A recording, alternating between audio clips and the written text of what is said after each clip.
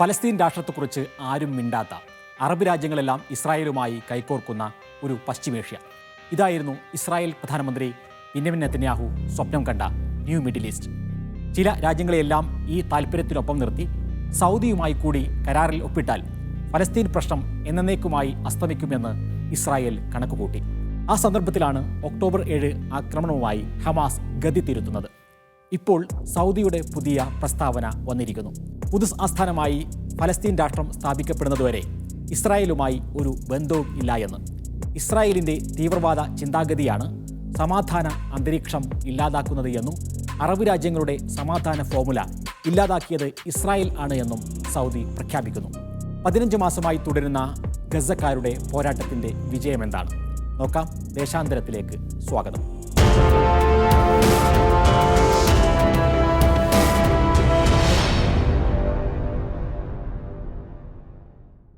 ചരിത്രത്തിലേക്ക് അല്പമൊന്ന് തിരിഞ്ഞു നോക്കാം.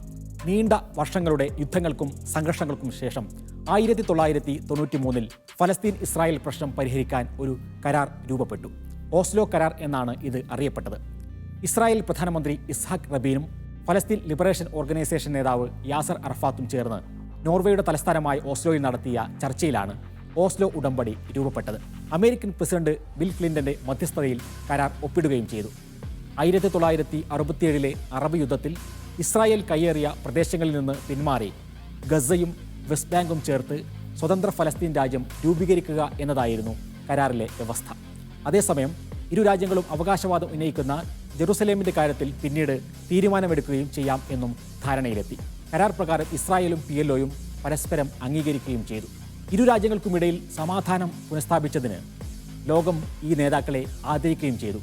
കരാറിൻ്റെ പേരിൽ യാസർ അറഫാത്തിനും ഇസ്ഹാഖ് റബീനും ആ വർഷത്തെ സമാധാനത്തിലുള്ള നൊബേൽ പുരസ്കാരം വരെ ലഭിച്ചു. പക്ഷേ സയനിസത്തിന് സമാധാനത്തിൽ ഒട്ടും താല്പര്യമില്ലായിരുന്നു. അവർ ചതിച്ചു. ഇസ്രായേലിൽ പിന്നീട് പ്രധാനമന്ത്രിമാരായെത്തിയ ഏരിയൽ ഷാരോണും ബെന്യാമിൻ നെതന്യാഹുവും ഓസ്ലോ കരാറിന് നിരന്തരമായി തുരങ്കം വെച്ചു. ഫലസ്തീൻ സ്വതന്ത്ര രാഷ്ട്രമായി മാറ്റുന്നതിന് വിട്ടുകൊടുക്കാൻ സമ്മതിച്ച വെസ്റ്റ് ബാങ്കിൻ്റെ വലിയൊരു ശതമാനം കയ്യേറി ഇസ്രായേൽ സ്വന്തം പൗരന്മാർക്ക് വീതിച്ചു നൽകി. ഫലസ്തീനികളെ ഒന്നൊന്നായി പുറംതള്ളി. ഫലസ്തീൻ അഭയാർത്ഥികളുടെ മാത്രം എണ്ണം 50 ലക്ഷം കവിഞ്ഞു. ഗസയിലെ ജനങ്ങൾ സ്വന്തം തെരഞ്ഞെടുപ്പിലൂടെ അധികാരത്തിലേറ്റിയ ഹമാസിനെ തള്ളുകയും ഗസയെ സമ്പൂർണ്ണ ഉപരോധത്തിലാക്കുകയും ചെയ്തു. അന്ന് മധ്യസ്ഥ റോളിലുണ്ടായിരുന്ന അമേരിക്ക അപ്പോഴും ഇപ്പോഴും എപ്പോഴും മധ്യസ്ഥ റോളിൽ തന്നെ തുടരുന്നുണ്ട്. 5 വർഷം മുമ്പ് 2020 അമേരിക്കൻ പ്രസിഡന്റായ ഡൊണാൾഡ് ട്രംപിൻ്റെ നേതൃത്വത്തിൽ പുതിയൊരു പദ്ധതി പ്രഖ്യാപിച്ചു. എബ്രഹാം അക്കോർഡ്സ് എന്ന പേരിൽ ട്രംപ് സമാധാന പദ്ധതി അവതരിപ്പിച്ചപ്പോൾ അവിടെ പക്ഷേ ഇസ്രായേൽ നേതാക്കൾ മാത്രമേ ഉണ്ടായിരുന്നുള്ളൂ. ഫലസ്തീനെ പ്രതിനിധാനം ചെയ്ത് ആരും ഉണ്ടായിരുന്നില്ല. ഇതിൻ്റെ ഭാഗമായി അറബ് രാജ്യങ്ങൾ, പ്രത്യേകിച്ചും ഗൾഫ് രാജ്യങ്ങൾ, ഇസ്രായേലുമായി സമാധാന ബന്ധം സ്ഥാപിക്കുക എന്നതായിരുന്നു ലക്ഷ്യം. ഇസ്രായേൽ രൂപം പ്രാപിച്ച് 7 പതിറ്റാണ്ടുകാലം നടക്കാത്ത കാര്യം അങ്ങനെ 2020 സംഭവിച്ചു. ഗൾഫ് രാജ്യങ്ങൾ ഇസ്രായേലുമായി നയതന്ത്ര ബന്ധം സ്ഥാപിച്ചു. ആദ്യം UAEയും പിന്നീട് ബഹ്റൈനും ഇസ്രായേലുമായി ബന്ധം നോർമലൈസ് ചെയ്തു. തൊട്ടടുത്ത ഊഴം സൗദിയുടേതായിരുന്നു. 2023 ഒക്ടോബർ 7 രണ്ടാഴ്ച മുമ്പ് സെപ്റ്റംബർ 20 അമേരിക്കൻ മാധ്യമമായ ഫോക്സ് ന്യൂസിൻ്റെ chief political anchor Bret Baier സൗദിയിലെ പുതിയ പ്രോജക്റ്റായ നിയോമിൽ പറന്നിറങ്ങുന്നു. സൗദി രാജകുമാരൻ മുഹമ്മദ് ബിൻ സൽമാനുമായി നിർണായകമായ ഒരു അഭിമുഖം നടത്തുന്നു. ഈ അഭിമുഖത്തിൽ സൗദി ഇസ്രായേലുമായി ബന്ധം സ്ഥാപിക്കാൻ അടുത്തുകൊണ്ടിരിക്കുകയാണ് എന്ന് MBS പ്രഖ്യാപിക്കുന്നു. എവരിഡേ വി ഗെറ്റ് ക്ലോസർ എന്നായിരുന്നു MBS അന്ന് പറഞ്ഞത്. തൊട്ടടുത്ത ദിവസം സെപ്റ്റംബർ 22 ഫലസ്തീനില്ലാത്ത പശ്ചിമേഷ്യയുടെ ഭൂപടം ഉയർത്തിക്കാട്ടി നെതന്യാഹു UN ജനറൽ അസംബ്ലിയിൽ പ്രസംഗം നടത്തുന്നു. ന്യൂ മിഡിൽ ഈസ്റ്റ് എന്നാണ് ആ പ്രസംഗത്തിന് അദ്ദേഹം പറഞ്ഞത്. സൗദിയുമായി ഇസ്രായേൽ ബന്ധം സ്ഥാപിക്കാൻ പോവുകയാണ് എന്നും നെതന്യാഹു പ്രഖ്യാപിക്കുന്നു. തൊട്ടുടനെ തന്നെ ഫോക്സ് ന്യൂസ് നെതന്യാഹുവുമായും അഭിമുഖം സംഘടിപ്പിക്കുന്നു. സൗദി ഇസ്രായേൽ നോർമലൈസേഷൻ എന്ന പ്രതീതി ലോകത്താകെ വരുന്നു. സൗദി കൂടി ഇസ്രായേലുമായി ബന്ധം നോർമലൈസ് ചെയ്താൽ മുസ്ലിം ലോകത്ത് പിന്നെ ഫലസ്തീൻ പ്രശ്നം എന്നേക്കുമായി അസ്തമിക്കും എന്നാണ് ഇസ്രായേൽ കണക്ക് കൂട്ടിയത്. ഇതെല്ലാം നടന്ന് 2 ആഴ്ചക്കുള്ളിലായിരുന്നു 2023 ഒക്ടോബർ 7 ഇസ്രായേലിൽ ഹമാസിൻ്റെ മിന്നലാക്രമണം. പിന്നീട് എന്ത് സംഭവിച്ചു എന്ന് നാം കാണുന്നു. യുദ്ധത്തിൽ 70,000-ഓളം ഫലസ്തീനി ജീവനുകൾ രക്തസാക്ഷിത്വം വഹിച്ചെങ്കിലും ഗസ അഭിമാനത്തോടെ തന്നെ നിൽക്കുന്നു. ഇസ്രായേലിൻ്റെ പശ്ചിമേഷ്യൻ പദ്ധതി വിജയിച്ചില്ല എന്ന് മാത്രമല്ല, യുദ്ധലക്ഷ്യങ്ങളും നേടാനായില്ല. നെതന്യാഹുവിന് ഒടുവിൽ ഹമാസുമായി വെടിനിർത്തൽ കരാറിൽ ഒപ്പിടേണ്ടി വന്നു. ഗസയിൽ നിന്ന് ഹമാസിനെ തുരത്തുക എന്ന ഒരിക്കലും നടക്കാത്ത ലക്ഷ്യം നേടാതെ ഇസ്രായേലിൻ്റെ നിലനിൽപ്പ് തന്നെ ഉണ്ടാകില്ല എന്ന സ്ഥിതി വന്നിരിക്കുന്നു. ഇസ്രായേലിന് ഇനി അൽപായുസേ ഉള്ളൂ എന്ന് പറയുന്നത് സയനിസ്റ്റ് ചിന്തകൾ തന്നെയാണ്. ഈ ഘട്ടത്തിലാണ് ഗസയെ ഏറ്റെടുക്കാൻ ട്രംപ് തുനിയുന്നത്. ഈ പദ്ധതി ട്രംപ് പ്രഖ്യാപിച്ചതോടെ നിലവിൽ ഇസ്രായേലുമായി സമാധാന കരാറിൽ ഒപ്പുവെച്ച രാജ്യങ്ങൾ പോലും ഫലസ്തീനൊപ്പം നിൽക്കാൻ നിർബന്ധിതരായിരിക്കുന്നു.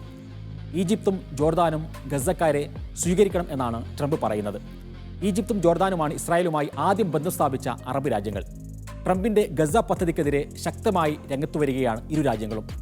UAEയും ഖത്തറും അമേരിക്കക്കും ഇസ്രായേലിനുമെതിരെ രൂക്ഷമായി പ്രതികരിക്കുന്നത് നമ്മൾ കാണുന്നു. സൗദിയുടേതാണ് ഏറ്റവും പ്രധാന മാറ്റം. സൗദി ഇസ്രായേലുമായി ബന്ധം സ്ഥാപിക്കുമെന്ന് പറഞ്ഞ് ട്രംപ് വിവാദത്തിന് തിരികൊളുത്തി. ബന്ധം സ്ഥാപിക്കാൻ ഫലസ്തീൻ രാഷ്ട്രം സ്ഥാപിക്കുക എന്ന ഉപാധി സൗദിക്കില്ലെന്നും ട്രംപ് പറഞ്ഞു. പക്ഷേ ശക്തമായ ഭാഷയിലാണ് സൗദി തിരിച്ചടിച്ചത്.